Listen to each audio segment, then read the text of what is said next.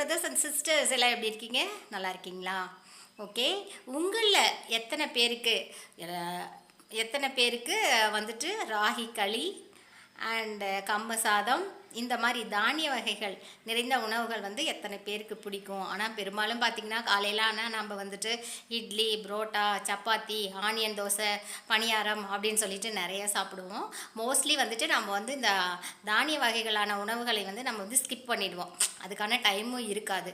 But ஆனால் எப்போயாவது ரேராக கூட நம்ம வந்து எடுத்துக்குவோம். நான் என்ன கேட்குறேன் அப்படின்னா, எத்தனை பேருக்கு ராகி களி அண்ட் தென் கம்ம சாதம் இந்த மாதிரி ஐட்டம்ஸ் பிடிக்கும் அப்படின்னு சொல்லிட்டு எனக்கு ஒரு லைக்ஸ் கொடுங்க. Okay, thank you my dear brothers and sisters. Have a nice day. My dear brothers and sisters எல்லாம் எப்படி இருக்கீங்க? நல்லா இருக்கீங்களா? ஓகே. உங்களில் எத்தனை பேருக்கு வந்துட்டு ராகி களி அண்டு கம்பு சாதம் இந்த மாதிரி தானிய வகைகள் நிறைந்த உணவுகள் வந்து எத்தனை பேருக்கு பிடிக்கும்? ஆனால் பெரும்பாலும் பார்த்திங்கன்னா காலையில் ஆனால் நம்ம வந்துட்டு இட்லி, புரோட்டா, சப்பாத்தி, ஆனியன் தோசை, பணியாரம் அப்படின்னு சொல்லிட்டு நிறைய சாப்பிடுவோம். மோஸ்ட்லி வந்துட்டு நம்ம வந்து இந்த தானிய வகைகளான உணவுகளை வந்து நம்ம வந்து ஸ்கிப் பண்ணிடுவோம். அதுக்கான டைமும் இருக்காது. பட் ஆனால் எப்போயாவது ரேராக கூட நம்ம வந்து எடுத்துக்குவோம். நான் என்ன கேட்குறேன் அப்படின்னா, எத்தனை பேருக்கு ராகி களி அண்ட் தென் கம்ம சாதம் இந்த மாதிரி ஐட்டம்ஸ் பிடிக்கும் அப்படின்னு சொல்லிட்டு எனக்கு ஒரு லைக்ஸ் கொடுங்க. Okay, thank you my dear brothers and sisters. Have a nice day. My dear sisters எல்லாம் எப்படி இருக்கீங்க? இது உங்களுக்கான ஒரு பதிவு தான். எத்தனை பேர் வந்து சூப்பராக சமைப்பீங்க? என்ன செல்லக்குட்டீஸ், எத்தனை பேர் நீங்களாம் சூப்பராக சமைப்பீங்க? எத்தனை பேர் சூப்பராக சமைப்போம், பட் ஆனால் டேஸ்ட் வந்து சொதப்பலாக இருக்கும்.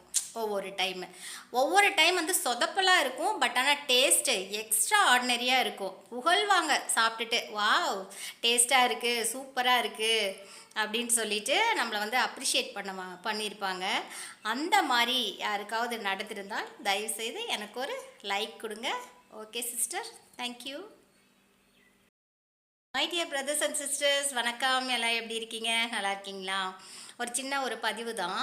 காலையில் ஆனால் ஹரிபரியாக நம்ம வந்து ஆஃபீஸ்க்கு போவோம், இல்லை ஒரு சில நம்ம பர்சனல் ஒர்க்குக்கு வந்து நம்ம எங்கேயாவது அர்ஜெண்ட்டாக நம்ம வந்து கிளம்பி போவோம்.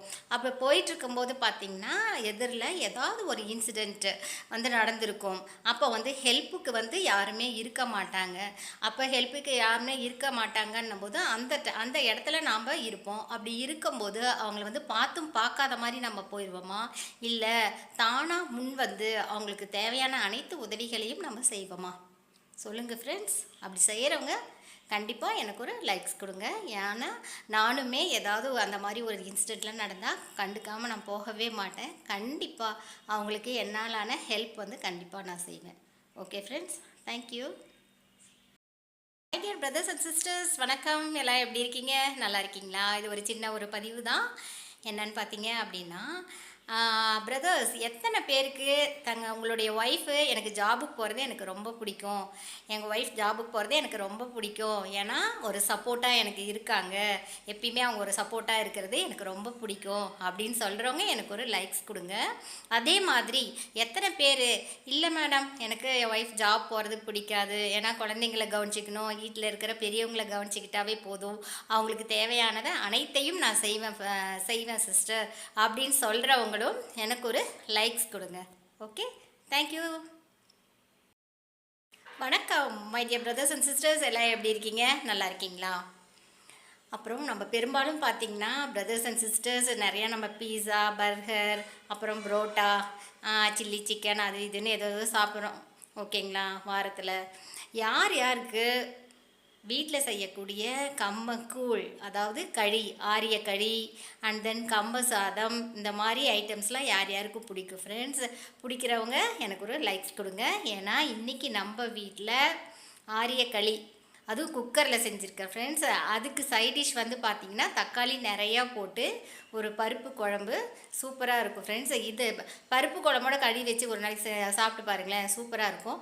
அதை விட அமேசிங்காக கருவாட்டு குழம்பு, மட்டன் குழம்பு, தக்காளி குழம்பு தான் பெஸ்ட் காம்பினேஷன். ட்ரை பண்ணி பாருங்கள். ஓகே, குக்கரில் செஞ்ச நான் அந்த ஆரிய களியை நான் உங்களுக்கு எப்படி செஞ்சுருக்கேன்னு சொல்லிவிட்டு நான் சொல்கிறேன். Okay, thank you. குக்கரில் செஞ்ச ராகி களி சும்மா அல்வா மாதிரி இருக்குது ஃப்ரெண்ட்ஸ். அப்புறம் பருப்பு குழம்பு செம காம்பினேஷன் வந்து சூப்பராக இருக்கும் ஃப்ரெண்ட்ஸு.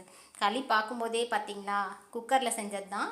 சும்மா அல்வா மாதிரி அப்படியே சாஃப்டாக இருக்குது ஃப்ரெண்ட்ஸ். ஓகே.